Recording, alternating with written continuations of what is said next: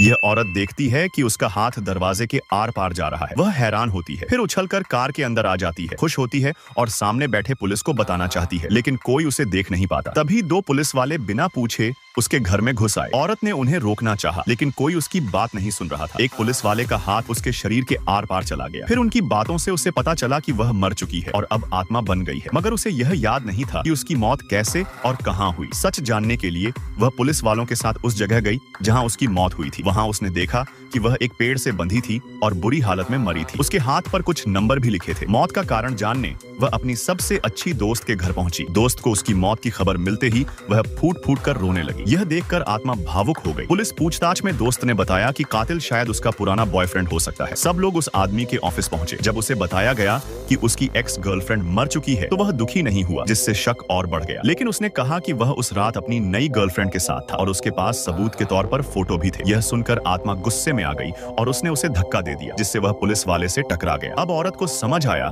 कि जब वह गुस्से में होती है तो चीजों को छू सकती है। वह तुरंत घर गई और शक के सभी लोगों की फोटो दीवार पर लगाकर जांच शुरू की, मगर कोई सुराग नहीं मिला। वह पुलिस स्टेशन भी गई, लेकिन पुलिस उसकी केस पर ध्यान नहीं दे रही थी। उसने गिलास गिरा दिया। वह फिर सोचने लगी, लेकिन कुछ याद नहीं आया। तभी उसकी नजर एक फोटो पर पड़ी, जिसमें उसकी दोस्त के हाथ में वही चाबुक था जो उसकी मौत में इस्तेमाल हुआ था। उसे सब समझ आ गया और वह गुस्से में दोस्त के घर पहुंची। उसने उसे खूब खरी खोटी सुनाई और उसका गिलास फेंक दिया। तभी उसका छोटा भाई बाहर आया और पूछा, वह इतनी परेशान क्यों है? दोस्त रोते हुए बोली, वह मेरी सबसे अच्छी दोस्त थी, लेकिन लड़का उसे गालियां देने लगा। जब आत्मा लड़के के कमरे में गई तो देखा वह इंटरनेट पर अजीब बातें करता है और औरतों को मारने के तरीकों पर चर्चा करता है। अब सच्चाई सामने आ गई। असल में कातिल उसकी दोस्त नहीं, उसका छोटा भाई था। अगले दिन महिला पुलिस अफसर को एक डब्बा मिला, जिसमें एक चिट्ठी थी। इन सुरागों को जोड़ो। डब्बे में कुछ फोटो और एक गेमिंग कंट्रोलर था, जिस पर वही नंबर लिखे थे जो औरत के हाथ पर थे। अब सच्चाई पूरी तरह साफ हो गई थी। महिला पुलिस अफसर ने ऑफिस में खबर दी। आत्मा को अब शांति मिली। जब कातिल पकड़ा गया तो उसे लगा अब वह जा सकती है। वह धीरे धीरे स्वर्ग की ओर बढ़ गई। तो दोस्तों, क्या वाकई भूत और आत्माएं होती हैं?